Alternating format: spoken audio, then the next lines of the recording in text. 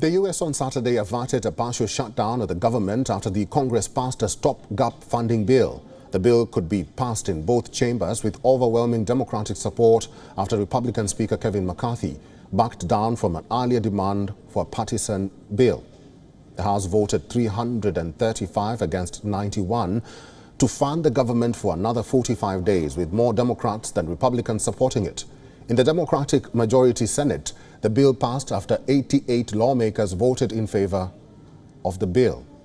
Congress typically passes stopgap spending bills to buy more time to negotiate the detailed legislation that sets funding for federal programs. The move marked a profound shift from earlier in the week when a shutdown looked all but inevitable. President Joe Biden called it quote-unquote good news, but added that the country should not have been in this position in the first place. A shutdown would have forced a range of federal services, from national parks to financial regulators, to shut down.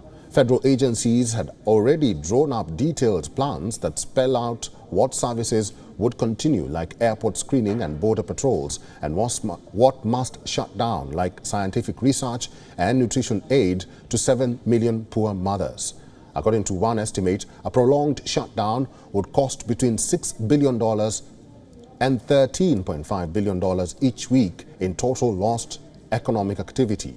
The standoff, which has now come to a temporary halt, came just months after Congress brought the federal government to the brink of defaulting on its $31.4 trillion debt. The McCarthy-Biden deal that avoided default set a limit of $1.59 trillion in discretionary spending in fiscal year 2024. However, House Republicans continue to demand another $120 billion in cuts. When it comes to possible government shutdown, I would just say this.